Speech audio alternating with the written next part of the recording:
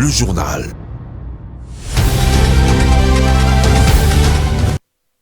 C'est toujours un plaisir de vous informer, madame, monsieur, bonsoir et bienvenue à cette grande édition du journal Somondico Télévision dont voici le sommaire.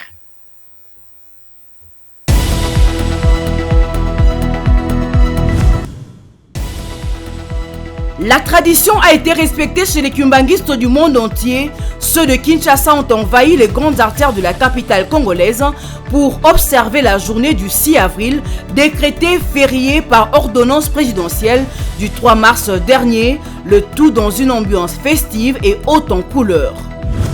Les ténors de l'Union sacrée de la nation ont signé mercredi 5 avril à Kinshasa la charte de cette plateforme politique appelée à soutenir la candidature de Félix Tshisekedi à la présidentielle de 2023. Une fois de plus, bienvenue dans ce journal. Plusieurs fidèles kimbanguistes sont descendus dans les rues de Kinshasa en partance pour leur quartier général situé sur l'avenue Sayo dans la commune de Kasavubu afin de commémorer les combats de Simon Kimbangu et de la conscience africaine ce jeudi 6 avril, une journée déclarée fériée sur toute l'étendue de la République démocratique du Congo. Suivez. La date du 6 avril est désormais déclarée fériée, journée du combat de Simon Kimbangu et de la conscience africaine. Une décision inscrite dans l'ordonnance présidentielle rendue publique le lundi 3 mars dernier, annonçant la liste des jours fériés. C'est à cet effet que de nombreux kimbanguistes des appartenances différentes, mais qui croient au combat de Simon Kimbangu, ont pris d'assaut les rues de la capitale congolaise pour exprimer leur reconnaissance au chef de l'État Félix Antoine Tshisekedi d'avoir reconnu le combat acharné de Simon Kimbangu. Église du Christ, Kintwadi, Vuvamu, tous ont répondu à l'appel dans une ambiance de joie pour célébrer et commémorer celui qui fut pour ces derniers un grand prophète mais aussi un chef spirituel. Je suis contente de l'initiative du chef de l'État concernant cette journée parce que c'est un grand jour pour nous et aussi un grand jour pour Papa Simon Kimbangu. Nous devons aller travailler mais nous ne l'avons pas fait afin que nous puissions nous réunir tous ensemble. Rappelons que Simon Kimbangu est un prédicateur et un précurseur de la lutte pour l'indépendance. Il est à la base de 1921 d'un mouvement religieux qui deviendra plus tard le kimbanguisme. Depuis 2001, Simon Kimbangu Kiangani, fils de Salomon Dialungana Kiangani, est maintenant le chef spirituel et le représentant légal de l'église kimbanguiste.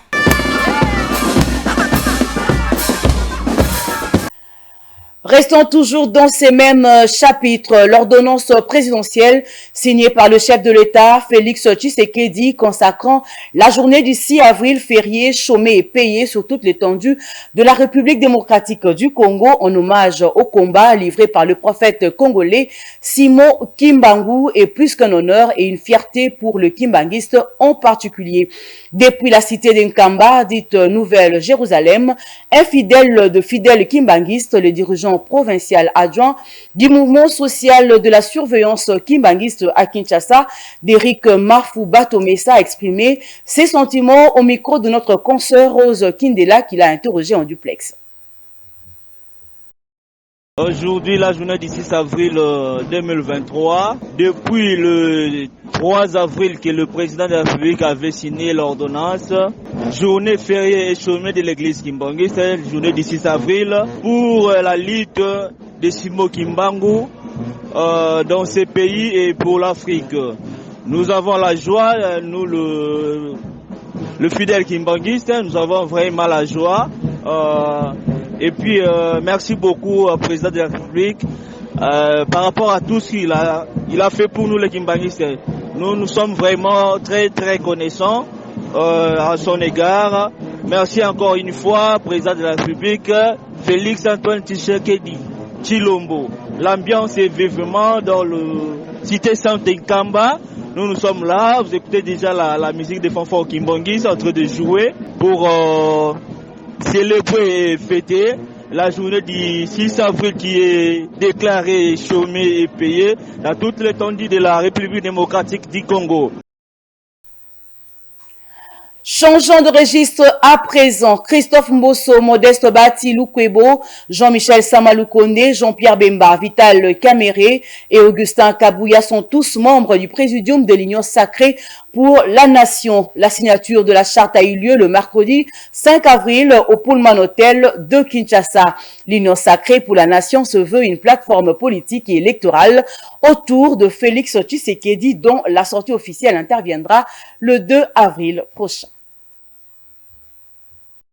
Jean-Pierre Bemba, Vital Kamere, Modeste Bahati Lukwebo, Christophe Mbosso, Jean-Michel Samaloukonde, Augustin Kabouya ont signé la charte comme membres du Présidium de l'Union sacrée pour la nation, la plateforme politique et électorale de Félix Tshisekedi le mercredi 5 avril au Pullman Hôtel de Kinshasa. Ils auront la mission de faire triompher ces regroupements aux prochaines élections. Ils sont conscients de la nécessité de constituer un grand rassemblement politique cohérent avec une direction politique capable d'intégrer la diversité de forces politiques et sociales afin de faire face aux enjeux électoraux futurs, de coordonner avec plus d'efficacité l'action au service de la nation. Le parti et regroupement politique ainsi que les personnalités membres de l'Union sacrée pour la nation se sont engagés notamment à soutenir et défendre le leadership de la haute autorité politique, de s'abstenir de toute initiative susceptible de compromettre la réalisation de la vision et de l'action politique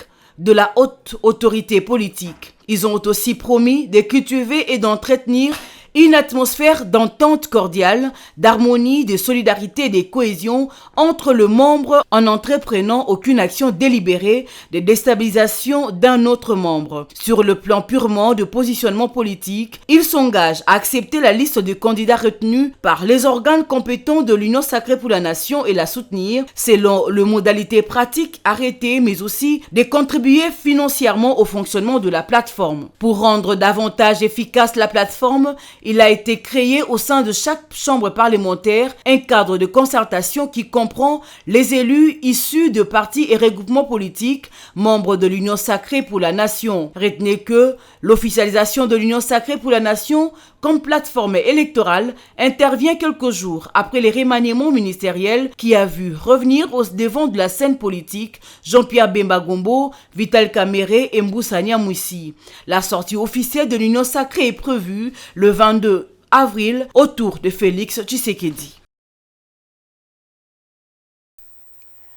Dans le reste de l'actualité, les membres du comité de conjoncture économique se sont à nouveau retrouvés autour du Premier ministre Jean-Michel Samaloukonde Kyenge le mercredi 5 avril 2023 à la primature.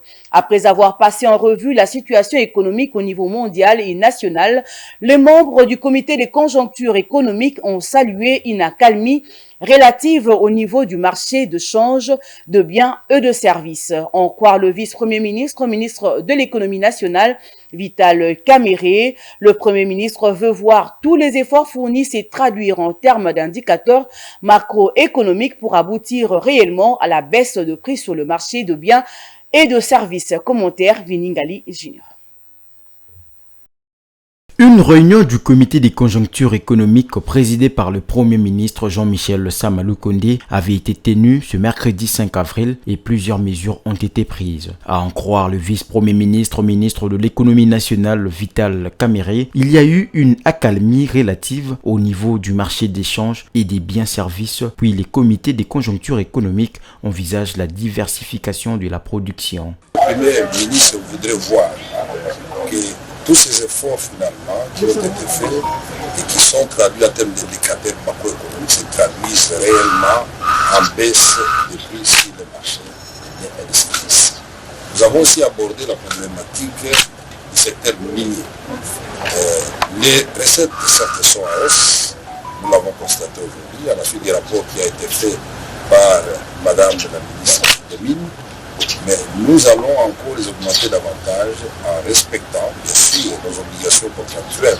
Mais l'option qui est élevée aussi, c'est la diversification de l'économie. Nous ne voulons plus être dépendants totalement des mines. Nous nous sommes aussi félicités de voir que le gouvernement, malgré les chocs pétroliers dus à la guerre en Ukraine, il n'y a pas eu de station qu'on a besoin ici chez nous. Les gens n'ont pas senti la hausse des prix parce que le gouvernement a pris la politique de protéger le pouvoir d'achat.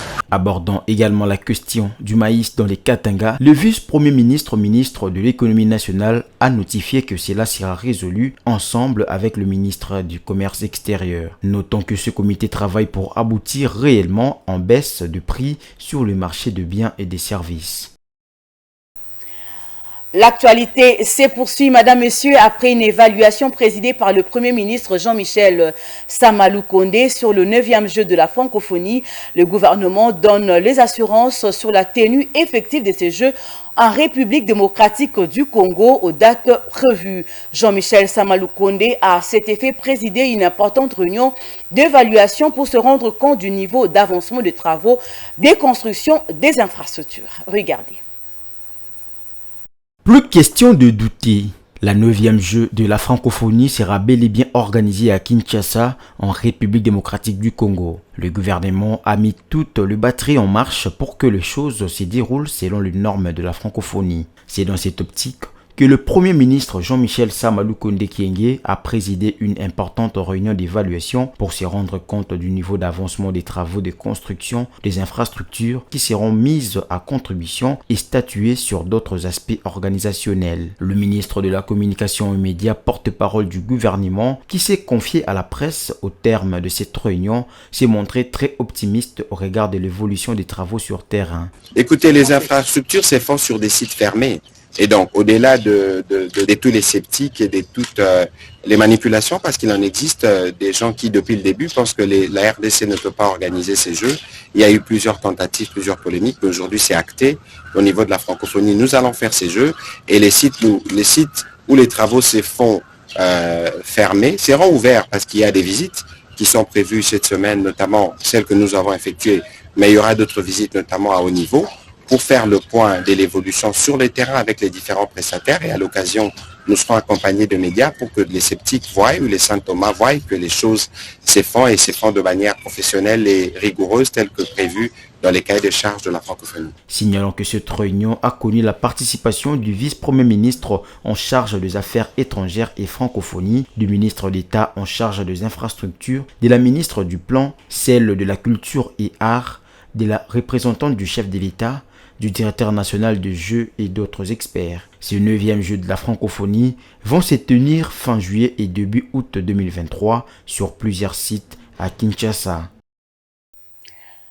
Leader dans le marché des assurances en République démocratique du Congo, Rossure reste très proche de sa clientèle à laquelle toutes les garanties sont accordées pour toutes les catégories de services. Partenaire de Mondico Télévision et des autres filiales de Mondico Holding, une équipe de cette agence est descendue sur terrain pour une visite de travail à la direction de ces sociétés diversifiées. Monsieur Bienvenu Dikoba, responsable de l'agence Rossure de la commune de Bandalungwa, a bien voulu répondre à quelques questions de la rédaction à l'issue de cette visite.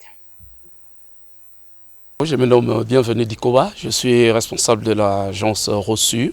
Effectivement, comme le dit le nom, vous pouvez vraiment être sûr d'être partenaire de Rossure, d'être assuré de Rossure, d'être accompagné par Rossure, d'être autour de Rossure, par le simple fait que, premièrement, actuellement nous sommes leaders du marché des assurances en République démocratique du Congo. Et c'est parce que les assurances, c'est premièrement un service que vous achetez pour vous prémunir des aléas, des risques. Alors qu'avant, on pouvait penser que les assurances étaient une taxe où on devait payer pour avoir l'autorisation, par exemple, de rouler. C'est une taxe pour avoir l'autorisation de faire telle activité, de construire. Mais avec Rossure, on a compris que c'est premièrement un service qu'on achète pour qu'en cas de sinistre, en cas de pépin, que vous soyez indemnisé, que vous soyez accompagné, que vous soyez mis à l'abri de toutes les dépenses ou les charges financières. Et c'est ce que nous avons apporté. Nous avons redoré l'image des assurances en République démocratique du Congo, que ce soit les assurances non-vie, que ce soit surtout les assurances vie qui n'ont pas été développées dans notre pays et que actuellement, eh bien, des personnes assurent leur vie, assurent leur lendemain, assurent leur famille et contre les aléas touchant la personne physique, particulièrement le décès, la maladie, les accidents corporels, eh bien, la population est actuellement soulagée d'avoir un partenaire qui indemnise, qui assure. On suivait ça souvent dans des films à la télé. C'est ce qui est devenu une réalité. Il y a eu libéralisation du marché, c'est-à-dire qu'il n'y avait plus un seul acteur, un seul fournisseur. Actuellement, nous sommes plusieurs. Et parmi les sociétés privées, nous étions les premiers, la première, disons, à venir au marché. Et la particularité est que maintenant, vous avez le choix d'aller vers celui qui vous servira le mieux, avec qui vous atteindrez mieux vos attentes, vos objectifs. Et la particularité justement des Raussures est que nous avons réussi à atteindre en tout cas les objectifs, les attentes, de rencontrer les attentes d'une grande partie des consommateurs des assurances en République démocratique du Congo. Je répète, c'est pourquoi nous sommes leaders. Bon, quand on l'est, malheureusement, on ne doit pas les cacher. On doit les dire, ce n'est pas du tout de l'orgueil, mais c'est parce que nous avons rencontré vraiment les attentes. Comme vous l'avez dit, le marché est concurrentiel. Il y a plusieurs prestataires, chacun a le droit d'aller là où il veut. Mais quand on sait qu'il y a celui qui offre mieux, celui qui vous accompagne le mieux, celui qui est à vos côtés, nous sommes ici venus chez vous. Je pense que ce n'est pas seulement, ce n'était pas surtout passé à la télé, mais c'est parce que vous êtes un partenaire et que nous sommes habitués à être à côté de nos partenaires. Et voilà. Et quand la population découvre ça, on comprend que ça vaut la peine d'approcher un tel assureur, comme l'a dit, et quand on est avec lui, on est sûr.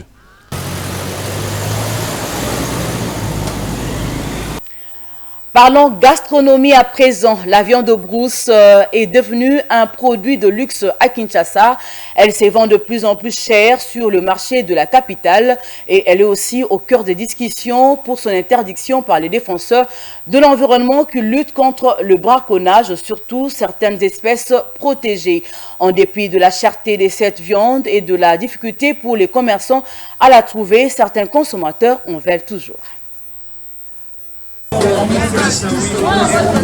Le marché Zigida est l'un des marchés où les consommateurs peuvent se procurer de la viande de brousse. Cet aliment se consomme à Kinshasa, mais ce n'est pas dans la capitale que s'est fait la chasse. La province de l'Équateur est l'un des coins d'où provient cette viande. Son acheminement dans la capitale n'est pas facile. Les chasseurs sont butés à plusieurs difficultés, ce qui explique la cherté de cette viande sur le marché. La viande de brousse n'est plus disponible comme avant. Avant, on trouvait beaucoup de viande, mais maintenant ce n'est plus pareil. Le stock est limité et ça se vend cher. Et ces derniers temps, vu la conjoncture, la vente devient de plus en plus difficile. Bien que cette viande coûte cher, il y a certains Quinois qui aiment en consommer, seulement la conjoncture actuelle ne leur permet pas de s'en procurer et satisfaire leurs désirs. Moi, j'aime manger la viande de brousse parce que c'est mon aliment de base. Les chiens Charles n'en voulons plus à cause du formol. Les viandes sont bio, raison pour laquelle nous les mangeons pour être en bonne santé. Les aliments qui ont les formols, nous n'en voulons plus. La campagne interdisant la vente et la consommation des viandes, nous ne comprenons pas son sens. Il y a peu, on nous interdisait de manger de la viande de brousse à cause des maladies, mais on continue d'en manger et nous ne sommes pas tombés malades. Pour contourner ces difficultés, beaucoup des commerçants vendent en petits morceaux pour permettre même aux petites bourses d'en consommer. Malgré les campagnes de sensibilisation contre le braconnage, la chasse au gibier continue dans certaines régions de la RDC. C'est ici que se referme cette édition du journal, mais avant de nous quitter, place au rappel des titres.